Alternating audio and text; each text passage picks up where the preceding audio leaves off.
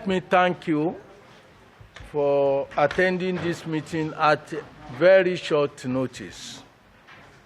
So, we have called this meeting of essentially technocrats, chief external examiners from all over the country, who are vice chancellors, provosts, and rectors.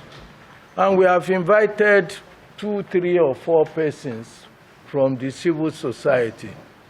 Those we believe, we may be wrong, we may be right, have been patriotic and responsible enough that they will take national interest above parochial interests. So we have called this meeting to review as professionals, basically as educators, not grandstanding. And for this reason, we want to have a closed-door meeting where we will look at what we are doing, what we have done, and what we need to do. As chief external examiners, we meet normally. It's only that this and no, it's not. It's at least we meet thrice in a year. On this is not something that we are just meeting, but it also has its lessons for us. What we are going to do is to allow 1 or 2 comments then for whoever wishes to do so. Then we will, having told the press the purpose of this meeting, we can then thank them, excuse them, while we have our closed-door meeting. As I've said, it's not a press conference. It's a meeting of chief external examiners from across the country, and few, very few. We have, I think we invited 4. Former Minister Ochita, Senator Shehu Sani, Azu, the leadership MD, and Educare. So we have invited this. It's not a meeting of grandstanding. It's a meeting of making contribution, as we have always done, to national development. Can we have a moment of prayers in our individual ways?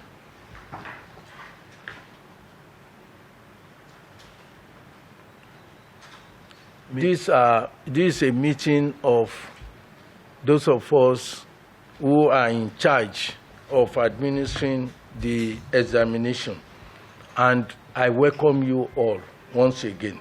And I want to say that the emotional breakdown that occurred during the last press conference was not a sign of weakness. It was just unexpectedly, it just being natural, but that being human. And it does not mean that we have abdicated our responsibility to serve this nation. It is some people are taking advantage of that, thinking that we are at our weak points, making all sorts of claims. People that ordinarily, you know your standard compared with theirs. People cannot run a successful establishment anywhere, who had grounded national institutions. They will now sit down and be pontificating. But it's not their business, because if it had not happened, you wouldn't have people grandstanding on what they least know about. So I want to say this clearly, particularly because I accepted responsibility, not because I do not know how to do blame game. People that work with me can testify to the fact that I do not care where you come from. Until this incident happened, I didn't know that I was surrounded by many Igbos, because I didn't look at them as Igbos. I look at them as my friend. But when things started happening and people are saying, this one is Igbo, which was unfortunate. because we need not look at where people come from. People that are mentioned, I asked one yesterday and he was embarrassed that, are you not a Lagos person? He said, no, I'm not Lagos, so I'm an Igbo from Delta. So, but I never knew, because I knew him as a human being who was performing his role. So please, let us not descend to the level of those people who are parochial. I say it for the often time that they are with no conspiracy theory is relevant in this case. There is nothing to say North, South, Yoruba, Igbo, Hausa. Something happened by people who have been doing something well for years, and something just went wrong. I would not throw them under the bus. No. No. And I say it clearly that those who want to take advantage of that, they are just deceiving themselves. For instance, I will just give you 3 examples. On the day that that thing happened, the day of the press conference, I was under intense pressure. The unfortunate case of a lady who was said to have committed suicide was painful for any parent, any normal parent, that, oh, somebody had committed a suicide. Then, unknown to many of you, I have, at that time when I was addressing the press conference, I thought many people had committed suicide. One is bad enough, but the text message I received, in fact, one of them who said, my daughter committed suicide this morning because of this, had to come in the night that I was looking for money. That no, to treat the thing. I was under intense, giving the false impression that so many things are happening to these innocent children. One is bad enough. One is bad enough. And it's very sad. I will urge each and every one of us to have a moment of silence in honor of the memory of the lady who are departed on the basis of this. A moment, please.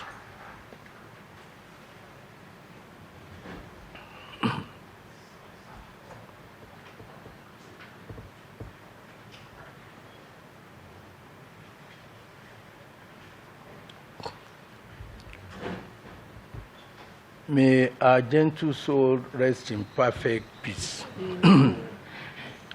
Having said this, you see people want to take undue advantage. Some who are competitors with our service providers, who have been here, they now want to take the opportunity to deride our service providers who have been, some even said, somebody who had never been to JAMB, to look at quality assurance mechanism that we have here. I can say it anywhere, that there is no center of examination anywhere in this continent that has the type of facilities we have here. I'm not talking just as a Nigerian. Many of you who know me know that I have played active role in education in this continent and outside this continent. I've been president of AAU. I've been on the board of almost all essential committees in the world that have to do with education assessment. How would somebody now, and if you are talking of even CBT, I started it at the University of Ilorin as Vice Chancellor. Even JAMB at that time had to come to understudy what we were doing. We are not strange to these things, but unfortunately, when things happen, some people want to take undue advantage. We will not allow it. Yes, we felt pained that what happened, but that does not mean that we do not know what we are doing. When this type of thing happens, there will be so many people, advisors. I've chosen to own up. I've chosen to take the responsibility because that's the right thing to do. It does not matter whether those who did it or this, whether they are Igbo or no Igbo. I don't want that type of trend. at all, because nobody did it because of where he came from. They did what they did because it has to. I've seen some other trends saying, oh, it's an Igbo agenda. I didn't know them as Igbos. I know them as workers. And that remains forever. Because I don't want anybody to use this type of sad situation, to now create lack of harmony among the workforce who have been working without, you see many of them, since a week ago, they had not even left the office, working day and night. Then the nation must be appreciative of their contributions. I think generally, this is what I want to say, and to say that, look, as Nigerians, let us face the reality and stop pursuing the shadow. The shadow is what many of us are pursuing. Somebody comes from somewhere. Somebody practices one religion. If we do not face the problem squarely, we are likely to be consumed all by it. And this is not something that we should. Examination malpractice, for instance, is taking a new dimension with AI. That anybody, and it has federal character. It's not limited to this is the group that is doing it. We are deceiving ourselves.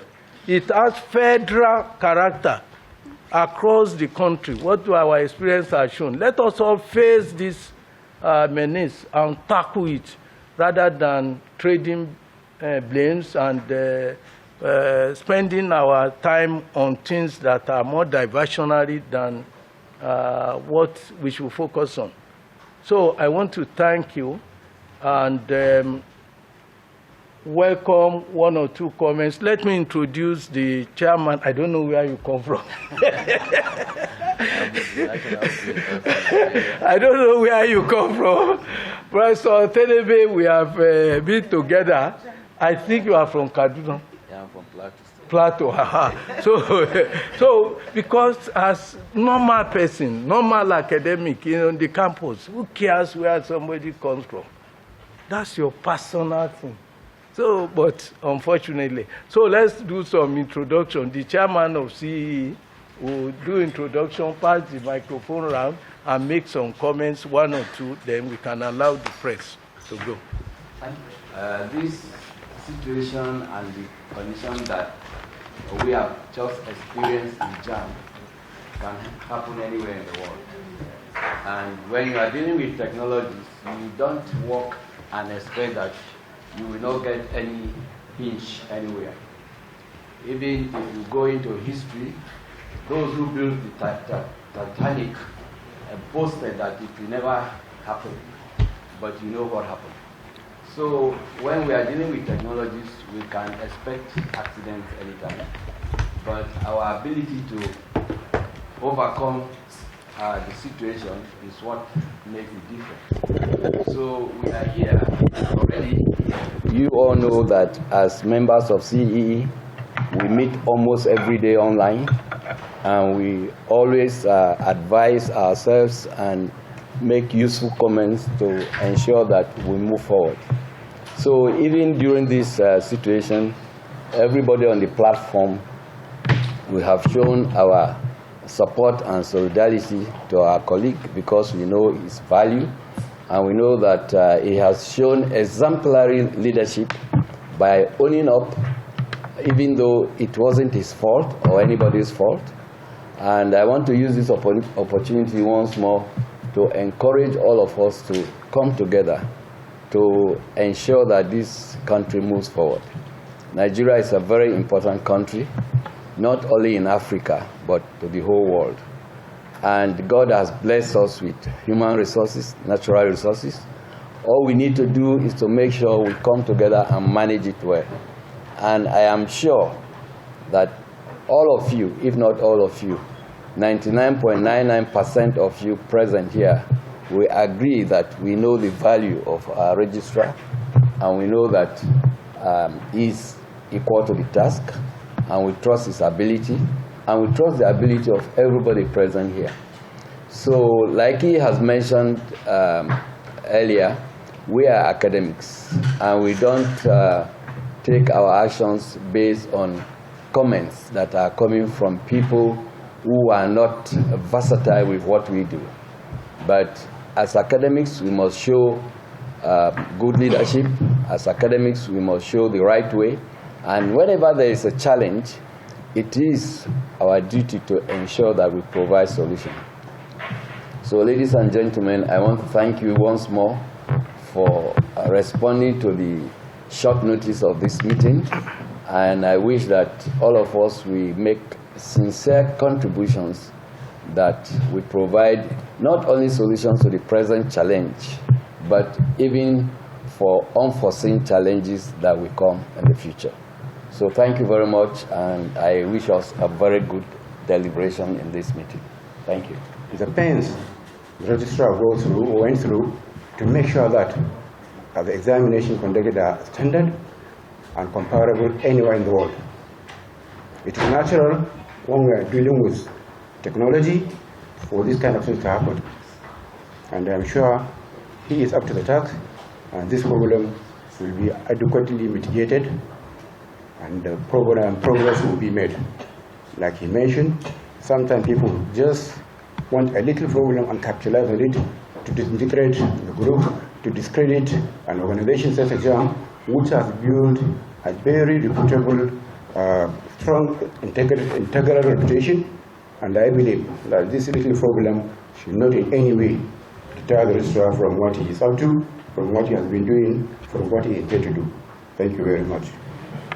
And if the registrar has been very brave enough and courageous to have owned up and accepted responsibility that is not easy, and I think what we should look forward is the way forward.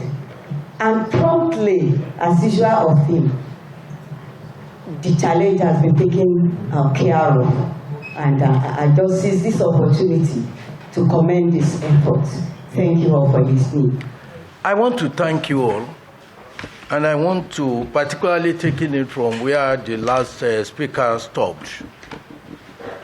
Some people were asking, why the hasty rescheduling? Those people are far from knowing the reality on ground. They don't have the interest of the students at heart, maybe out of lack of knowledge. Anybody who is aware of how education is arranged will know that once JAMB conducts its UTME late April, from May, WASC starts. And it goes on till, that's SSCE for WAEC. And immediately, NECO starts till July. Immediately, NAPTEP follows. This same set of students are the ones taking all these examinations. So once you miss your time, it will be difficult. Someone is saying, why don't you do it in July, August? I think they will have known that there is a problem. Maybe they are oblivious of what happens. If you do that, what of NDA? What of Police Academy? What of Air Force Center that are regmented? And they will continue with the admission. So, and you deprive these people of admission because they do not have UTME. So we are conscious of our responsibility to this nation. When this happened, my first reaction is to resign and just say, but I thought people advised me that, look, the students will never forgive you because you will have abandoned at a time and everybody will say, oh, I will have been this. Even somebody that is not built to be anything would think I have contributed to his not being what he is. So I took up the responsibility. It was not easy at all to be able to brave such things and say, look, I would sit there and make sure. We were doing that because at that time, the only space that we had was the space that WAEC had Agric Science practical on Friday.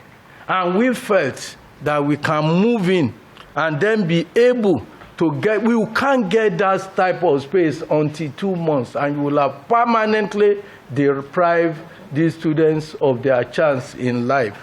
So we knew that if we continue to mourn and groan over what had happened, and we allow that space to escape, we may not. And I thank the students, just as people said, because you have about 95% attendance of all the, of course, it's a very reasonable attendance.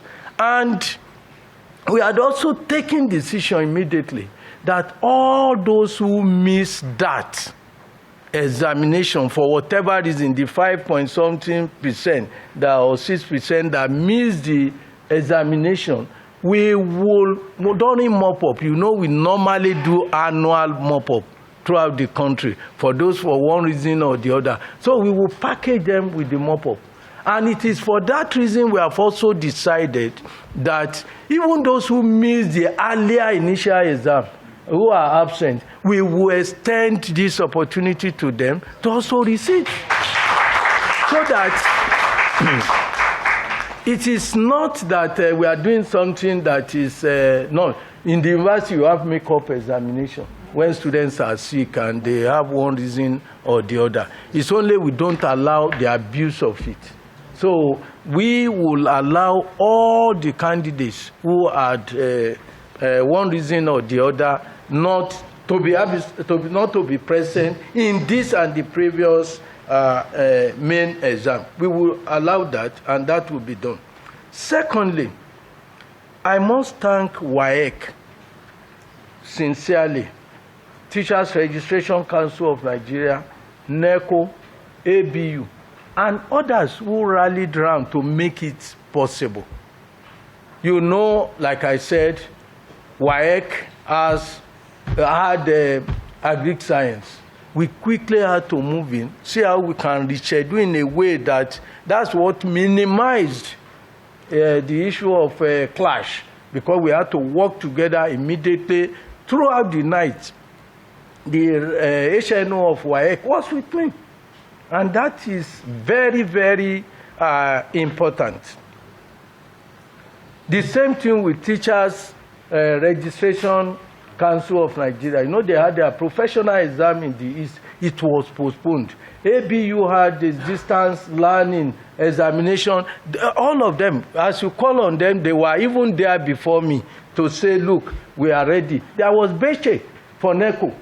During that weekend, all these were put off. While we are doing that, those who don't know what it entails, they keep on pontificating.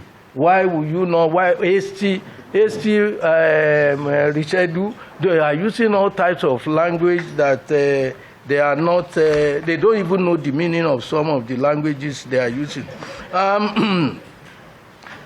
We immediately also established counseling and emergency call center, where we were attending to the candidates or their problems, and we are solving them, what do you have, and so on, granting them counseling services throughout the period. I want to thank all of you who are, particularly the Honorable Minister for Education, because it was his idea.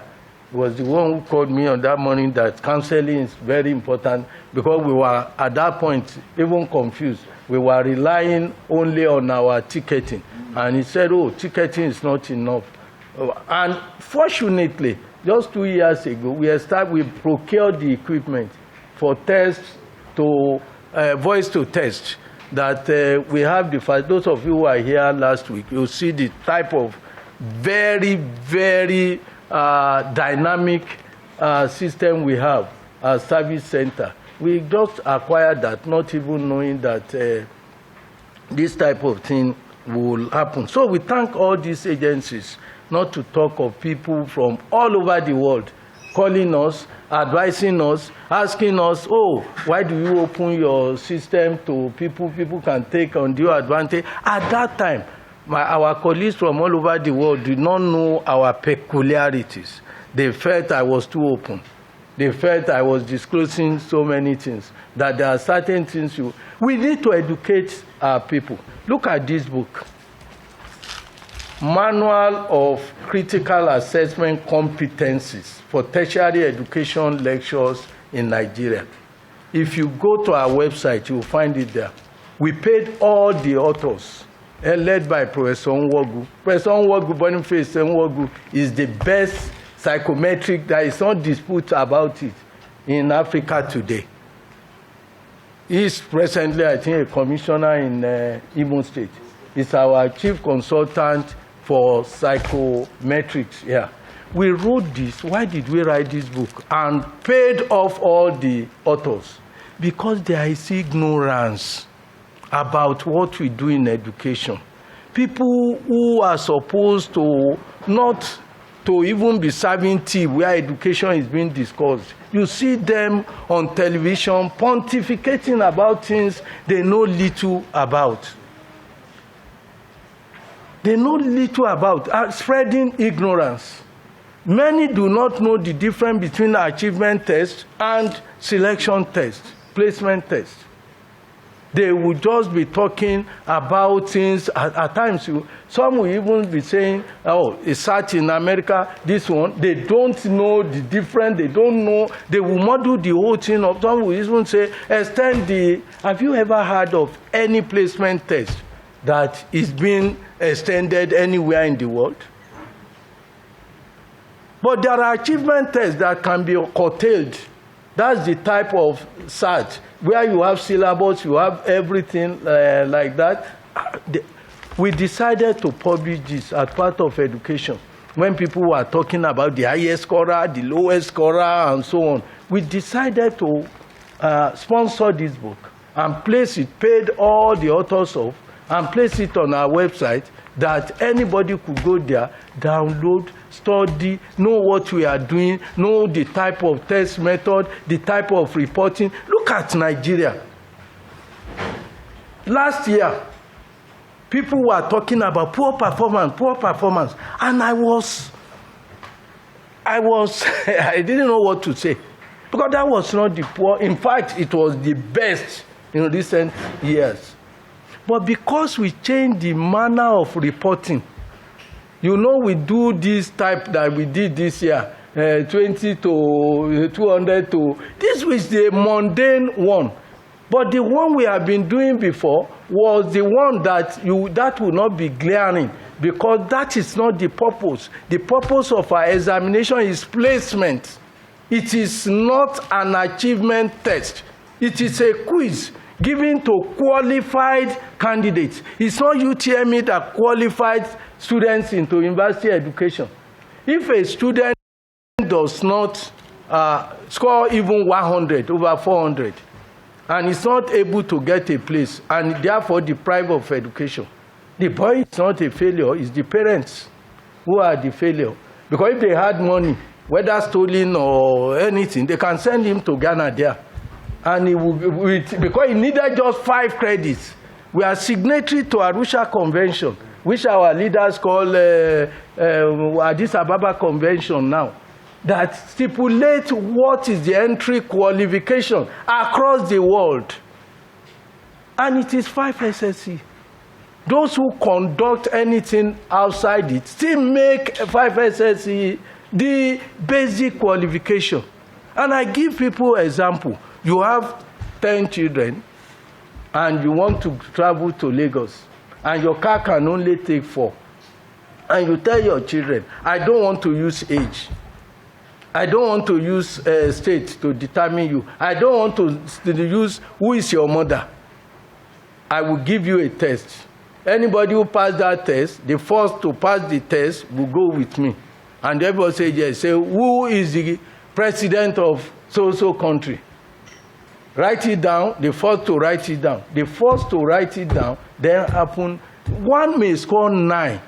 One may score 3. One may score 2. Because it's a placement one. What is important in a placement examination is the ranking, not the score.